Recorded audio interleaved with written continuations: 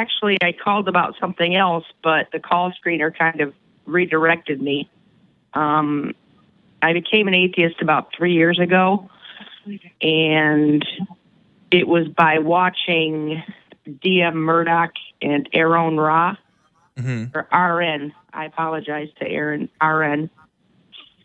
And finding out that Moses never existed. On that day, it hit me like a brick that I was being duped.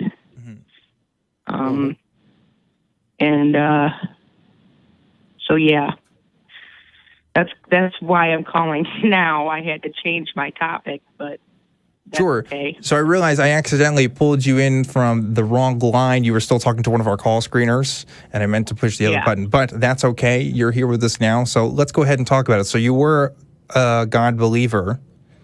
I was a Christian for 40 years, yeah. Okay, but the kind of evidence for Moses specifically kind of changed your mind on that? Yes. Okay. At that time, I had been, and I hate to admit this, it's very embarrassing, but I was a big follower of Alex Jones for about 7 months. Don't feel too bad. I was also someone that watched Alex Jones. Yeah, so I well, did you spend $700 on his product? I can't say that I did that. Wow. I did. He scared the living bejesus out of me. So how recent was this? I've been an atheist for 3 years now. Okay. And so it's probably been 3.5 years since I was involved with Alex Jones and his show. Okay. It was watching his shows that actually got me following the whole Freemasonry line and started investigating things and led me directly to atheism. I mean, I found D.M. Murdoch, and then I found Aaron Ra, and then I found the Atheist Experience and Seth Andrews, and it was a snowball effect. So ultimately, I could actually credit Alex Jones for my being an atheist now. Wow. Not many people can say that. That's interesting. Wow. Right. I was following what he, all this stuff. It was really the Freemasonry and all of his talk about that. So what was it about so just that the Freemasons were atheists and that kind of interested you? No, actually, it was him talking about, there's a lot of Freemasonry here in Michigan. And the church that I was attending, Woodside Bible Church in Troy, Michigan, has a lot of Freemasons in it. And it just made me curious. I was like, what the heck? So I started looking into it. I'm like, this is really weird and dark stuff. And I don't know how it happened, but I just came across a D.M. Murdoch video talking about Moses. And not long after that, I fell into an Aaron Ra video of the same topic and pretty much the same information. It was great, but it was devastating at the same time to realize that I had been lied to my entire life. Would you describe your Christianity as like evangelical, or is there a specific denomination? I was a pretty hardcore Christian. Okay. Yeah. So what was it, do you think, about Alex Jones and these other people in particular that kind of piqued your interest? I mean, because I noticed, of course, a correlation between evangelical Christianity and Alex Jones. Like, I definitely see the connection, but what do you think that was for you? Why do you think that was appealing?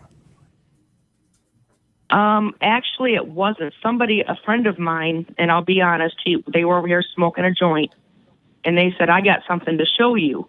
And they took me to Alex Jones's channel. And he was talking about the school, Sandy Hook. And I was absolutely floored. And I fell hook, line, and sinker, face first into that. And for about 6 months, I believed everything he said.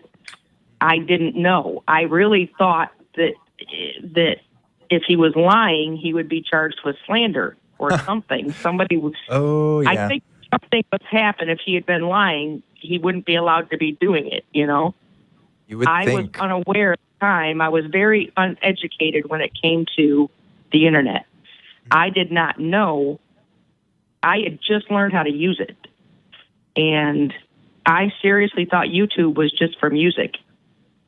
And when I would ask my Christian friends to teach me how to use it, none of them would. And now I know why. Yeah, kind of conflicting information. It was I think they knew that eventually I was going to start looking for the truth. I had already started expressing doubts due to their behavior and not following the Bible like they were supposed to be, judging me for things that were supposedly not Christian, but they were doing things that weren't Christian too. So I was already kind of thinking about it and not understanding why so many people say they're Christian, but they're not acting according to the Bible. So I don't think it was too much of a leap for me to become an atheist once I started looking into things.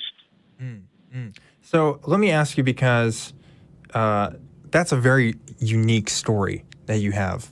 And I think that's wonderful that you get to share it on this show.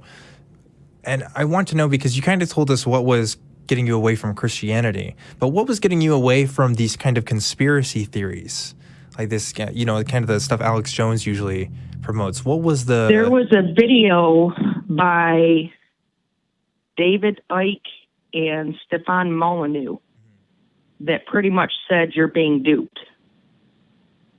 And I watched that and I was like, wait a minute, what? This doesn't make any sense. Why are they... And it had Alex Jones's name in the title as well.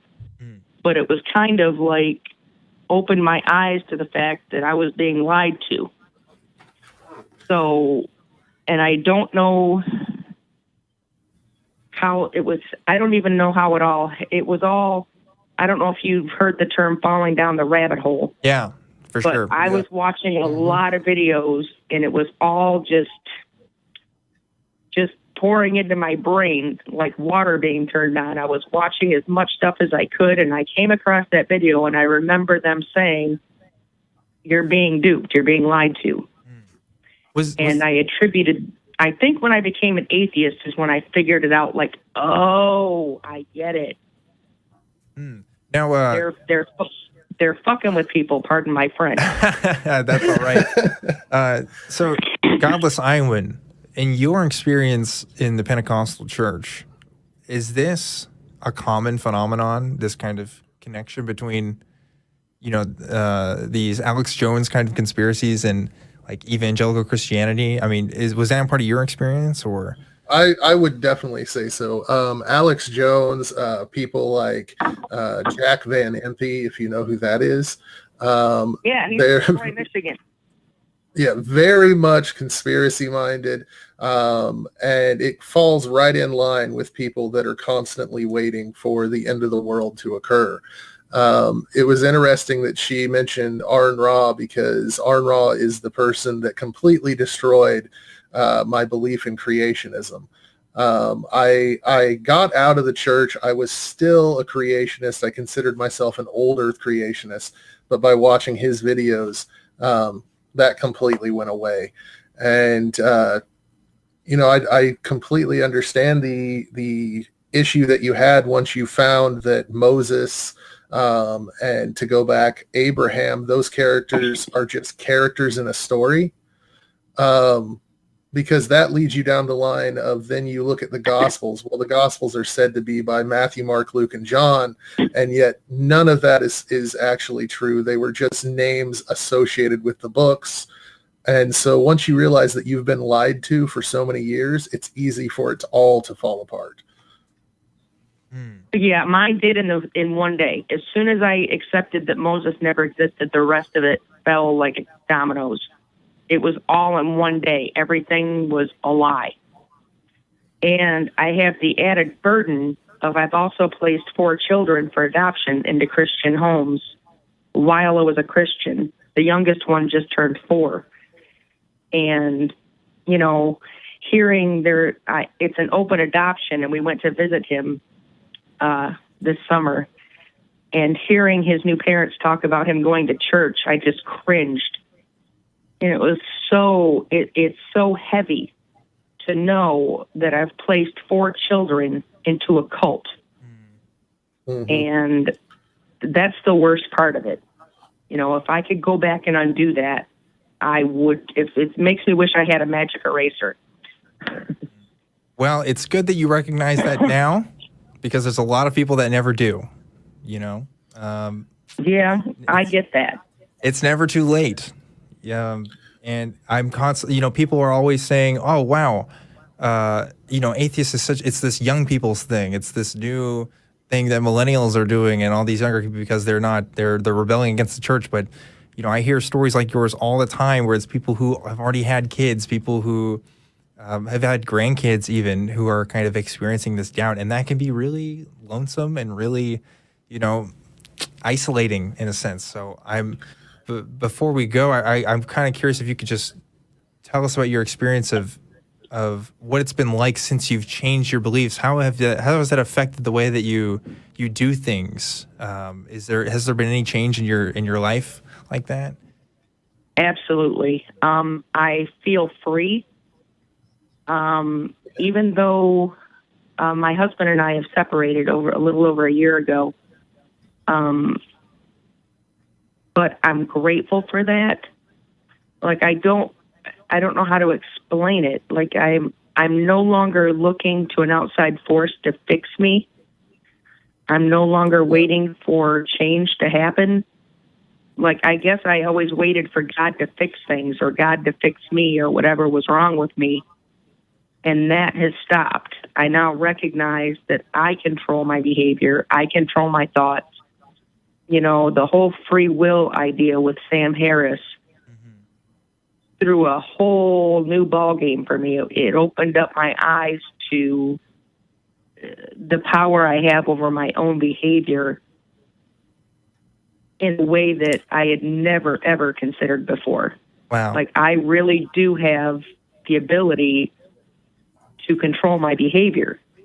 I may not be able to control my mouth all the time, but I can control my behavior. And it's just a whole new way of thinking, a whole new way of looking at things. But I still have a great deal of anger and rage towards religion, especially the Catholic Church. Finding out that they actually are responsible for the Bible didn't set well with me. I mean, they literally wrote the King James Bible. So I have a great deal of anger towards the Catholic Church, and I can't stand Catholics. I don't like Jesus freaks either, especially when I see them out there preaching but not following what they're preaching. As a Christian, I tried very, very hard to follow the Bible. And I would get very annoyed with other Christians that didn't. It really stumped my brain. Like, I could not figure it out. Now I understand that I truly think most of them don't believe. They're just pretending. Because if they truly believed, they would be following the Bible. Like public prayer. The Bible says do not pray in public. And yet they're trying to force public prayer down people's throats. Isn't that odd? So it is odd. And those are the things that made me question things in the very beginning, even as a Christian still. I could not figure that out. Now I figured it out. They know it's all bullshit. So I see people that aren't following the Bible as liars. They say they're Christian, but they're not. You can't be a Christian and not follow the Bible. It makes no sense. So it's starting to make me understand why atheism is growing and why the lack of belief is growing. Because the rest of the world is looking at this going, wait a minute, you say you believe in this, but you're not acting like you believe it. Yeah. Well, Alexandra, I'm really glad that you found a peace of mind through all this, and I wish you well. Yes. And I hope that you continue to be skeptical and continue to ask questions to people. I will. Yeah, and definitely share that attitude with other people. Thanks for calling. Thank you. Have a great one, guys. All right. That was a great conversation. What'd you think I I empathize with her so much when it comes to the kids issue, because my my oldest two kids were raised in the church when I was a minister. And so they were taught the fundamentalist stuff, and I have a lot of regrets over that. But the thing that I could say to Alexandria is that put in the same situation now, I'm pretty sure she wouldn't do it. You know, that option would not happen again.